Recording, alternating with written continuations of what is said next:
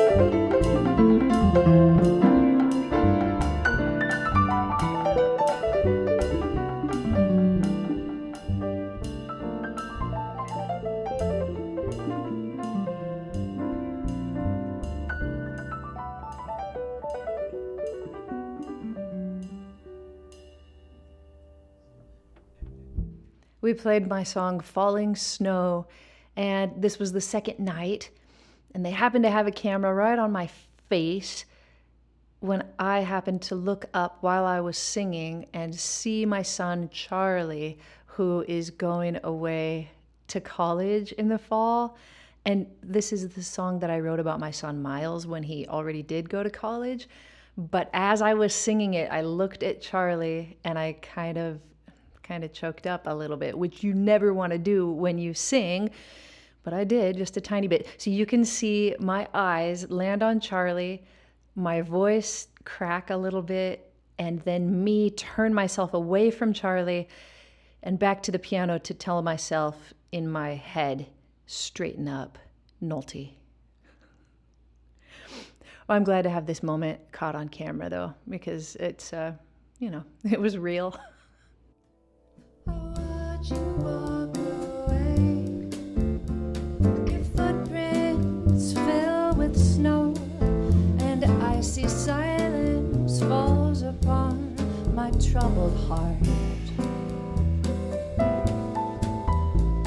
I wonder as you go how time has changed the both of us, and all too soon is pulling us apart. I still remember. My bass player Bruce Lett and I did a duo version of Bye Blackbird, which I did on my album Looking for the Answers with the bass player John Clayton. Bruce plays it so well, and the two of us did a dance that first night in San Diego that I think just turned out great. Bruce does so many little things on his bass that just make him such a great guy to play with. Notice he does so many slides on the head in, a lot of little slidey things. And then he just knows how to fill the holes. Like when I'm gonna stop, he fills it up with something. And he also knows how to use the range of his bass to get so much emotion out of everything and so much interest, just to bring interest to the entire tune. I'm gonna let you hear the whole thing. I had a blast doing it. Oh, and he ends on a sharp 11, which was really cool. 1, 2, 1, 2, 3. Boom, doo doo doo boom, ba da boom, la la la boom, da da da da boom, la la la boom, la da da la la boom, boom, ba doo doo. To pack up all my cares and woes. Here I go singing low, bye bye, blackbird, where somebody waits for me, sugar sweet, and so is he. Bye bye, blackbird, but no one here can love or understand me. Oh, what hard luck stories they all hand me. make my bed and light the light. I'm coming home late tonight. Blackbird, bye bye.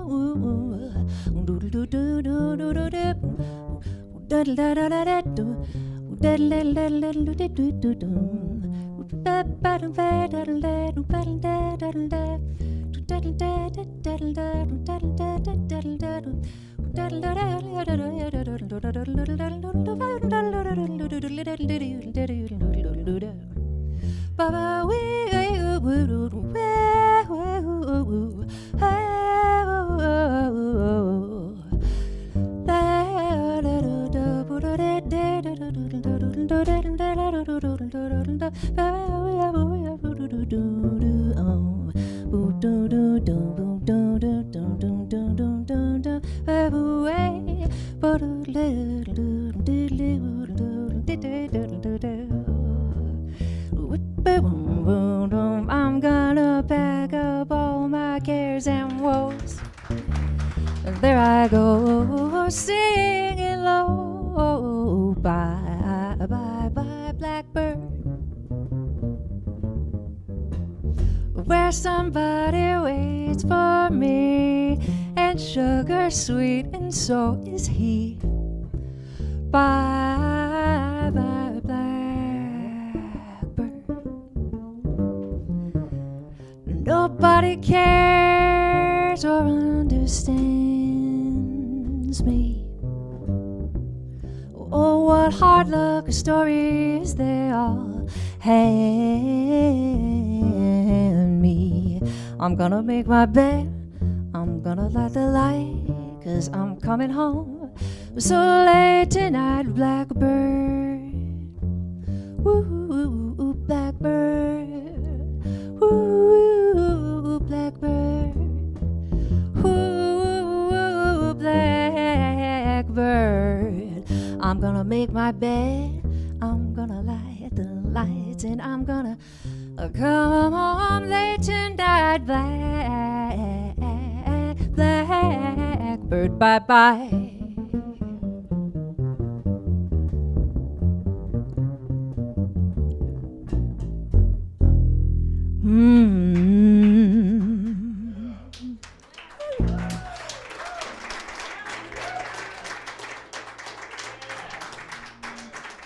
Here for Bruce Lett.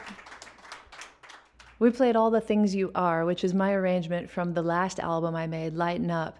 And it takes this this idea that all the things you are could have this groove. Do do get and do get and do do get and do get and do you, like that. And the fun thing on this, there's two fun things on this song for me, and that's that the whole solo section is Mike Scott and I soloing simultaneously, just improvising at the same time as each other. And it's a tricky dance to do if you've ever tried it. And with so many rhythmic opportunities in this song, it can be really tricky. But I think especially the first night, Mike and I landed on a lot of things that really, really worked, and I want you to hear them. Some of them involve when he's busy, I try to be less busy, and vice versa. We try to stay out of the range of each other's instruments if we can do it. Another thing is to have the courage to carry through with an idea. Either one of us, once we start it, to see it through to the end, even though the other person is doing whatever they're doing, and just really listening close, having a strong give and take. At the end of our interplay, we play a figure that James, the drummer, solos over. And both nights he did different things that I love. The first night, he turned the beat around, and the audience got a kick out of it, and so did I. The second night, he started his solo with some kind of a march. It sounded like a little march, which he, I think, remembered and then carried into the head out. As we ended the tune, he brought it back. Brilliant. Here you go, you can listen to it. When all the things you are mine.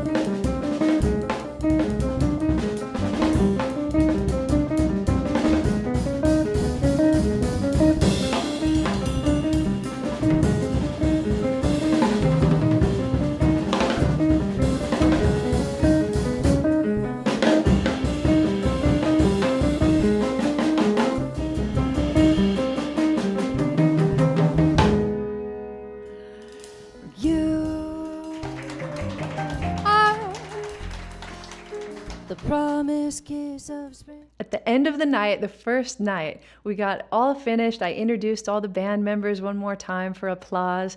And as we're just kind of standing there winding down, somebody says something about George. It's this guy who was in the audience that had come from Virginia. And I'll just let you see how it played out. But he wanted to hear some George Benson for an encore. And my guitar player, Mike, is a huge George Benson fan, so he actually had something up his sleeve that he taught to us right there, and it just turned out killer. James Yoshizawa on the drums. And my name is Aimee.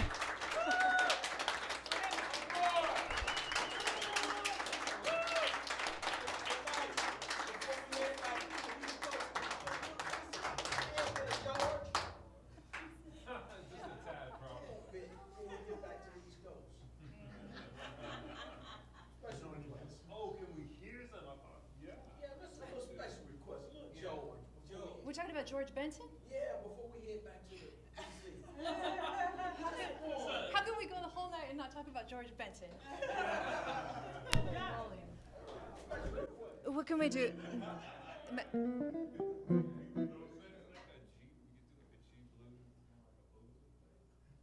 Sounds good.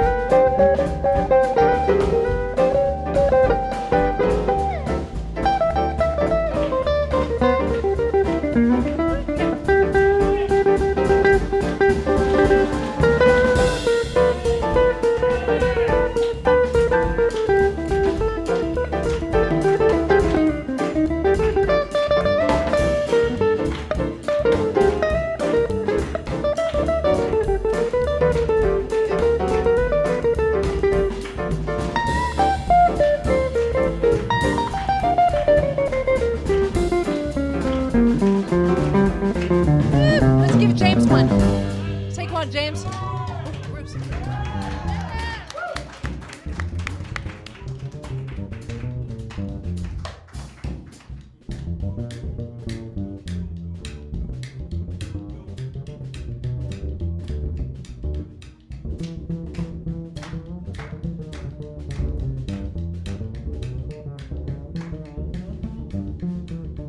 Yeah.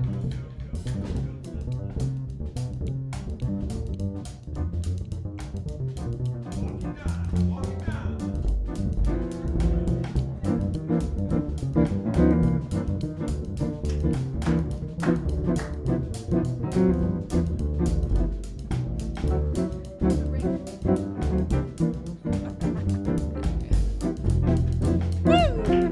Take one, James.